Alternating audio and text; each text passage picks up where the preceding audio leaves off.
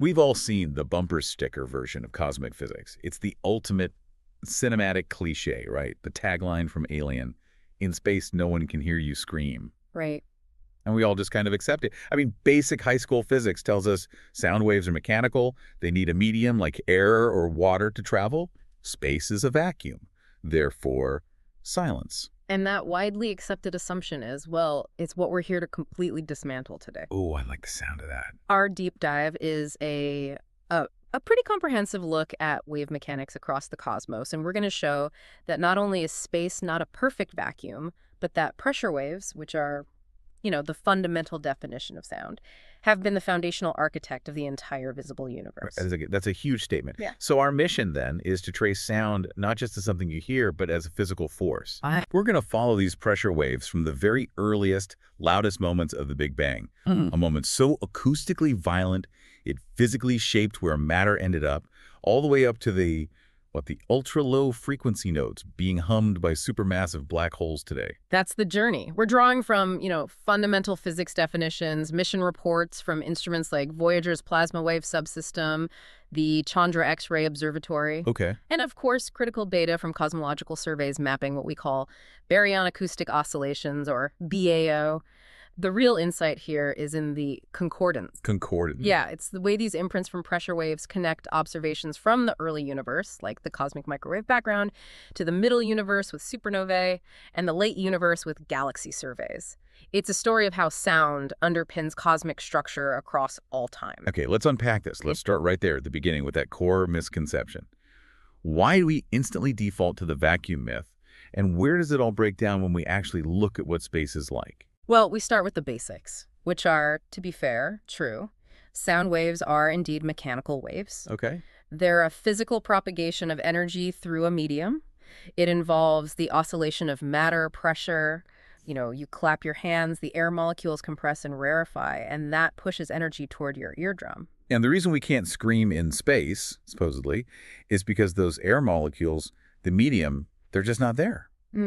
But how is that different from, how we actually do communicate in space with light and radio?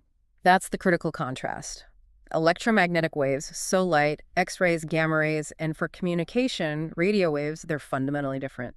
They are oscillating electric and magnetic fields, and they require absolutely zero medium to travel. Not at all. None. They travel perfectly well across billions of light years of what is, for all intents and purposes, empty space. So if an astronaut is talking, they're dealing with both types of waves at the same time. Walk us through that practical example, because I think it really illustrates the difference. Certainly. So an astronaut inside their helmet speaks. Their voice starts as sound waves, mechanical waves, traveling through that small pressurized bubble of air in their suit. Right. A microphone picks up those pressure oscillations, and through some pretty complex electronics, it converts that information into a radio signal. And that's an electromagnetic wave. And that radio wave, that's the messenger. It can leave the nice pressurized ship and cross the vacuum. Correct. It speeds across, maybe millions of miles to a receiving antenna back on Earth. The antenna gets the electromagnetic signal, and a receiver then converts that data back into mechanical pressure wave sound that we can hear. So the information travels, but the sound itself never actually crossed the void. Exactly. This just establishes that for sound to exist, you have to have a medium. Which brings us to the first major myth-busting point of the day. Space is not actually empty. It is not a perfect vacuum. No, it is not. I mean, the vacuum of space is a term we use relative to Earth's atmosphere, but it's never truly zero. Okay, so give us some scale here. Just how empty are we talking? To understand the difference, think about density. 1 cubic centimeter of the air right here where we are, about the size of your fingertip, it contains approximately 25 quintillion molecules. 25, with 18 zeros. I can't even picture that number. It's an incredibly dense, familiar medium. It's what we evolved in. Now compare that to the space between the planets in our solar system. In that same cubic centimeter, you might find, on average, 5 protons. 5. From 25 quintillion down to 5. That's practically empty, but it's not zero. And those 5 particles, they matter. They matter profoundly. And crucially, those particles are not just inert gas molecules. This is where we have to introduce the dominant form of matter in the universe: Plasma. Right. Indeed. If you look at the entire visible universe, a staggering 99.9% of it is filled not with gas, but with plasma. The fourth state of matter. The fourth state of matter, yes. And unlike a gas where atoms are neutral, plasma is made of freely flowing charged particles, mostly protons and electrons, that have been stripped from their atoms by extreme heat or energy. And why is the fact that they're charged so important for waves? Because charged particles interact intensely with electric and magnetic fields. This means the medium has a kind of structural integrity that an ordinary gas just doesn't have. Okay. These fields, they act almost like invisible scaffolding, or think of it like extremely stiff interconnected rubber bands. If you push on one charged particle, the magnetic field immediately relays that pressure and energy to distant particles. So if there's a medium, and that medium can be compressed and can transmit pressure, Then sound, by definition, must exist. so what does sound look like when it's traveling through this weird magnetized plasma? It can't be simple. It becomes very complex. We usually identify two primary types of sound waves in plasma. The first are the magnetosonic waves. Now, these are your traditional pressure waves, compressions and rarefactions, just like sound and air. But here's the twist. The magnetic fields permeating the plasma, they exert their own pressure. So a magnetosonic wave is a combination of kinetic pressure from the particles moving plus the magnetic pressure from the field itself. So the magnetic field isn't just the road the wave travels on. It's actively pushing back. It's part of the wave. Exactly. The second type is maybe even more abstract. Alpha Venn waves. These are shear waves. If magnetosonic waves are like pushing through a fluid, alpha Venn waves are more like plucking a guitar string. A magnetic guitar string. Conceptually, yes. The string in this case is the magnetic field line itself. They transmit energy by the twisting and shearing of those field lines, not primarily by compression. But the key takeaway is that whether it's by compression or by this shear stress, mechanical energy is being propagated through a physical medium. It is sound. Okay, so if this sound exists, why don't our satellites or, astronauts just hear this constant roar? Why the perceived silence? You mentioned three challenges: safety, amplitude, and frequency. Let's focus on the last one, frequency, because that seems to define the scale of all this. It's really the limiting factor for human perception, yeah. Human hearing, it ranges from about 20 hertz, which is a low bass note, up to 20,000 hertz. These space sounds are in the ultra-low frequency range, the ULF range. What does that mean in practical terms? What is a millihertz? It means that a full oscillation, one full cycle of compression and rarefaction takes seconds or minutes or even hours to complete. We're talking about pitches that are 10,000 or 20,000 times lower than the lowest note you can possibly hear. And the physics driving this super low frequency is the emptiness itself, Yeah. right? The low density. It's a direct consequence of it. Yeah. For a wave to propagate effectively, it needs to capture enough matter to sustain itself. And since the particles are so far apart, remember, only 5 per cubic centimeter, the wave has to stretch out enormously just to encompass them. Oh, okay. This need for massive wavelengths means the frequency gets driven right down into the infrasound and ULF ranges. You need a wavefront that spans hundreds or thousands or even millions of kilometers to even register as a coherent wave. Our ears and our brains are just not built for that time scale. So we have real mechanical energy. The amplitude is too low, the frequency is too low, which is why astronomers had to get creative with sonification. How do we translate this massive, ultra-slow, silent data into something we can actually listen to? Sonification is the process of mapping quantitative data. So the strength of a magnetic field, the density of particles, the intensity of X-rays onto the parameters of sound, like pitch, volume, or timbre. It's turning a data stream into an auditory experience. And the instruments collecting this raw data are incredible. Let's talk about the Voyager probes. They've left our solar system entirely. What are they hearing out there? Well, Voyager 1 and 2, they've crossed into what we call the local interstellar medium. They carry an instrument called the Plasma Wave Subsystem, or PWS. This is a highly sophisticated radio receiver that uses two 10-meter-long antennas to sample the local environment. It's designed to listen to the natural electromagnetic oscillations in the plasma from 10 hertz up to 56 kilohertz. Wait, I thought you said the sound waves are way down in the millihertz range, far below 10 hertz. That's true for the mechanical sound waves, but remember the key interaction. The charged particles are generating electromagnetic signals and mechanical pressure waves at the same time. The PWS detects the electromagnetic signals produced by these complex plasma interactions. So we're effectively measuring the electrical vibration of the medium, which we know is directly linked to its mechanical pressure state. That's a crucial distinction. We're not recording with a giant microphone. We're recording the electrical signature of the plasma. So how do we then turn that signature into an audible sound? Once we have the raw data from the PWS, we amplify the signal. It's often incredibly weak, and then we dramatically speed up the playback. This process, often by factors of thousands or millions, shifts those extremely low frequencies up into the human audible range. What was a cycle that took minutes might be condensed into a fraction of a second, raising the pitch high enough for us to finally hear it. And this is more than just a cool audio track. It can lead to real scientific insights, right? Tell us about that anecdote with the whistling sounds near Earth. That was a perfect example of the diagnostic power of sonification. Scientists working with a group of school students were analyzing massive data sets from instruments monitoring Earth's magnetosphere. Right. Visually, the data was just a complex, chaotic mess of squiggly lines.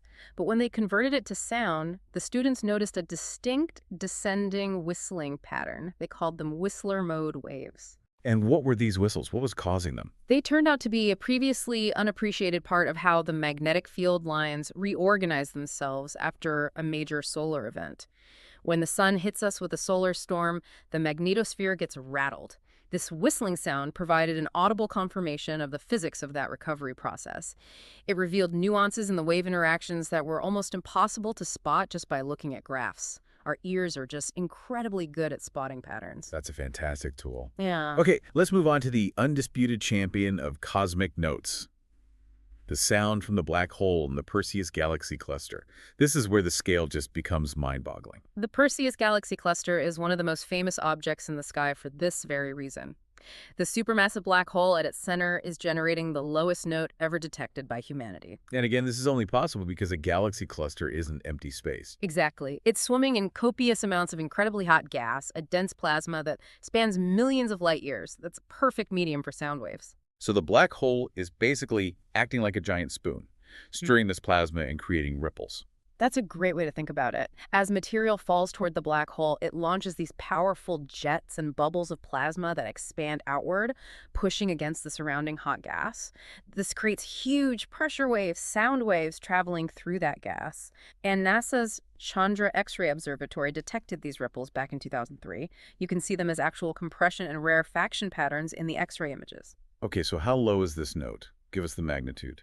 The note from the Perseus black hole is an almost incomprehensible 57 octaves below middle C. 57. To give you a sense of scale, the lowest note on a piano is about 27 hertz.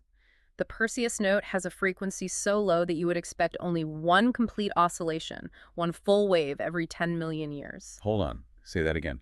One wave cycle takes 10 million years. To put that in perspective, that single wave would have started when our earliest hominid ancestors were just beginning to evolve in Africa. That's the scale we're operating on. It defies any human comprehension of time and sound. So to make it audible, you can't just speed it up a little. No. You have to use extremely aggressive exponential scaling.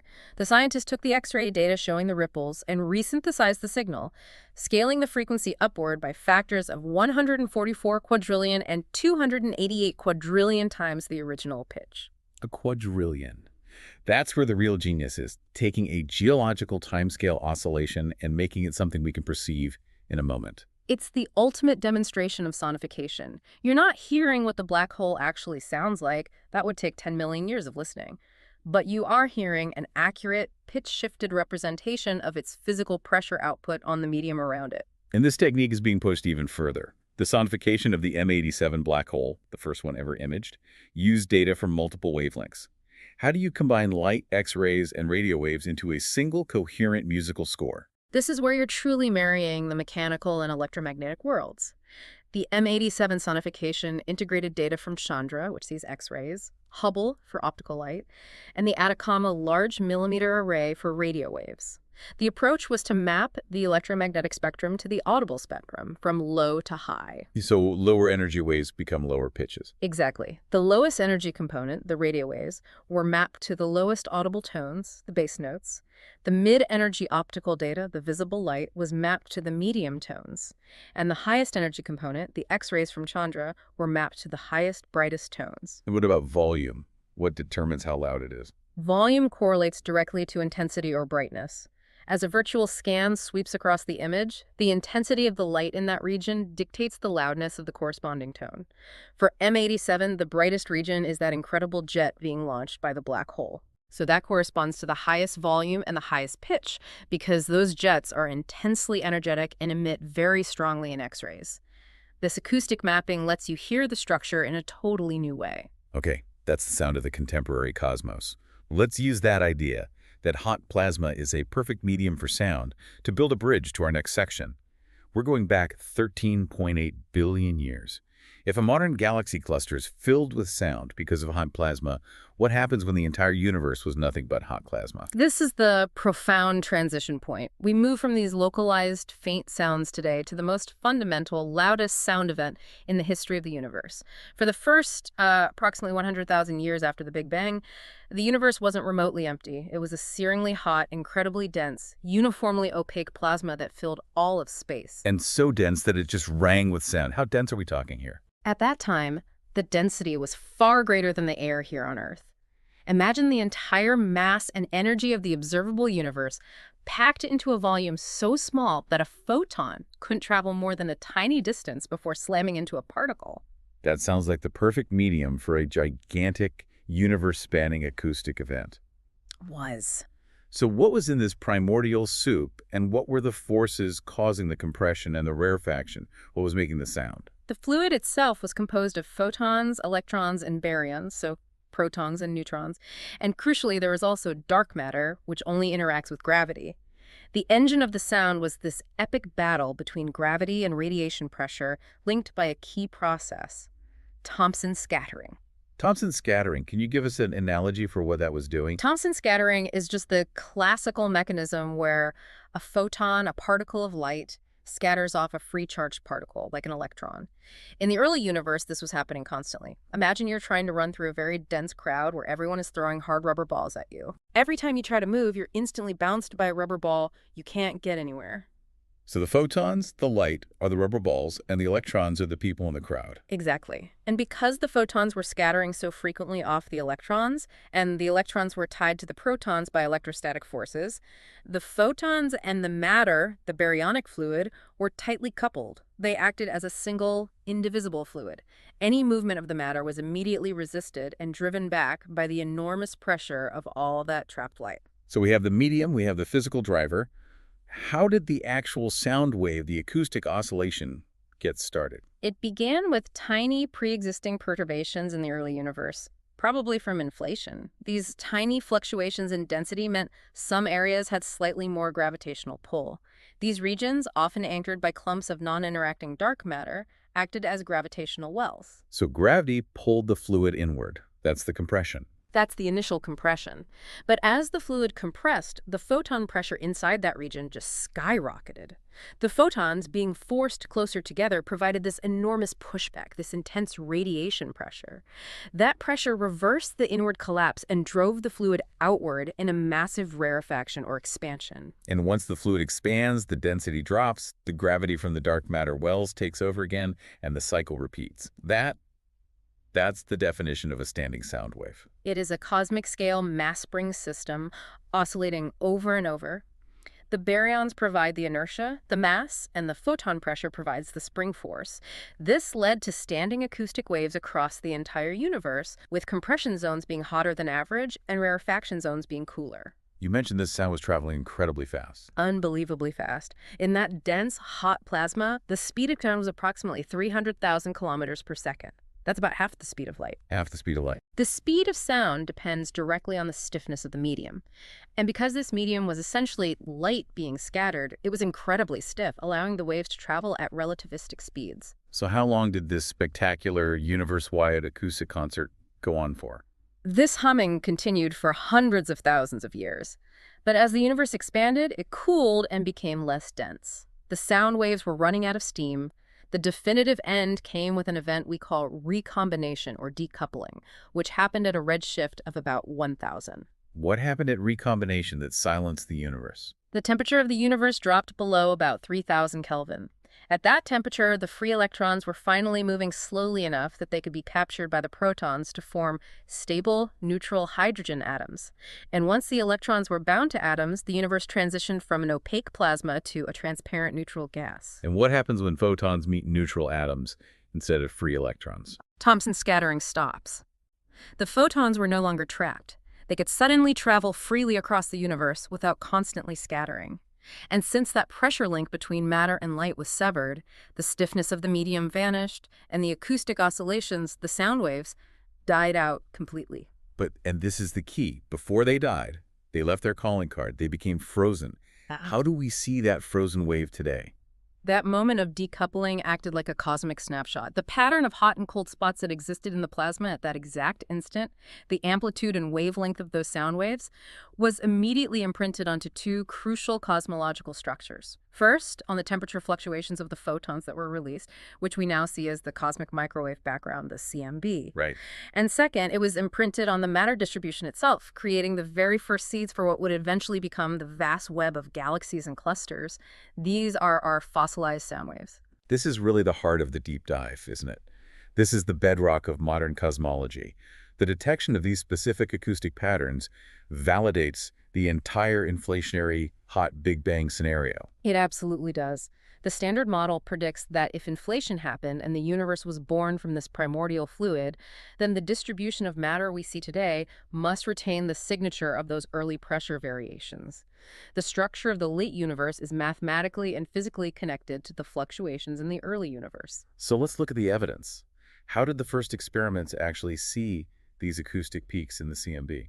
Early experiments like Boomerang and Maxima were absolutely crucial. They were balloon-borne telescopes that mapped the CMB in detail, and they gave us a graph of the temperature fluctuation power spectrum. This graph wasn't just random noise. It showed distinct peaks and valleys, specifically the first two acoustic peaks. So we saw the exact pattern predicted by the sound wave model. What foundational secrets did the location and amplitude of those peaks immediately tell us about our universe? They delivered the first precise constraints on the global properties of the cosmos. Most famously, the location and amplitude of the first peak told us, with high precision, that the universe is geometrically flat. Wow. This means the total energy density of the universe is equal to the critical density required to make space geometry Euclidean. If it had been off, the universe would be curved, either closed like a sphere or open like a saddle. So the sound waves are literally telling us the shape of space. Yeah. What about the other peaks? The height ratio of the first and second peaks provided a critical constraint on the amount of normal matter, the baryons in the universe. And this was so powerful because it confirmed predictions made independently from Big Bang nucleosynthesis, which is the theory of how the first elements formed. The acoustic peaks confirmed that only about 5% of the universe is made of the stuff we consider normal matter. That's the sound of the early universe. Now, the real challenge is connecting that 100,000-year-old sound print to the galaxy structure we see all around us today. How do scientists make that colossal leap across billions of years? This is where we introduce the amazing concept of the cosmic standard ruler. Imagine that when the sound waves froze at recombination, they left an imprint, a fixed physical distance that the sound wave had traveled outward before it stopped. This characteristic distance is predictable, and it's roughly 150 megaparsecs, or about 500 million light-years. So at decoupling, every overdense region was surrounded by a shell of matter exactly 500 million light-years away, representing the farthest that sound wave could travel. Precisely. That fixed distance acts as our standard ruler. The theory demands that this characteristic length, this fixed radius of the frozen acoustic wave, must still be visible today in the distribution of galaxies, even after billions of years of expansion. So how do you even measure a pattern across something as vast as the distribution of all matter today? What surveys are involved in that? We shift our focus to what we call the matter density power spectrum. This is derived from massive cosmological redshift surveys, which are basically just cataloging the locations of millions and millions of galaxies. They're looking at the structure of the universe today at a low redshift of about 0.1. We're talking about behemoths like the Sloan Digital Sky Survey, the SDSS. And what are they actually looking for in this giant galaxy map? They're looking for a slight statistical preference for finding pairs of galaxies that are separated by that specific distance, 150 megaparsecs. The acoustic pattern gets a bit washed out by the random motion of galaxies on smaller scales, but on the largest scales, that pattern should persist. And when they ran the analysis on these immense catalogs of galaxies and clusters, did they find it? They found it. They detected oscillatory features in the matter density power spectrum that were beautifully, perfectly consistent with the predictions derived from the CMB data. This concordance is the scientific triumph. You have a measurement taken from the ancient universe, the CMB, at redshift 1000, and it perfectly matches a pattern found in the local universe, the galaxy surveys at redshift 20.1. It confirms our physics connecting those two epochs is correct. So the universe is singing the same exact song it started with, and we can now read the sheet music. This concordance is so robust that you said it allows for the ultimate test, predicting the past. That's the most satisfying part of this whole story. Using only the information they got from the matter distribution today, the pattern of galaxies researchers derived the key cosmological parameters that describe the universe's composition. Let's dive into those parameters because they're often quoted but rarely explained. We have things like omega matter and omega baryons. What are we defining there? Well, when we talk about omega, we're talking about density relative to the critical density needed for a flat universe. By measuring the shape of the acoustic patterns in the galaxy distribution, they could derive constraints for the total matter density and, crucially, a highly specific value for the baryon density. And they also constrained the initial perturbation spectrum, right? The famous NS. Yes, the primordial spectra index, NS. It was derived as being very close to 1. This is a critical check for inflation theory. NS describes how the initial fluctuations that started the sound waves varied with scale. A value close to 1 means the universe started with fluctuations that were scale invariant, which is a key prediction of inflation. So using today's galaxy map, they essentially compiled the recipe for the early universe. But what was the missing ingredient they needed to predict the CMB?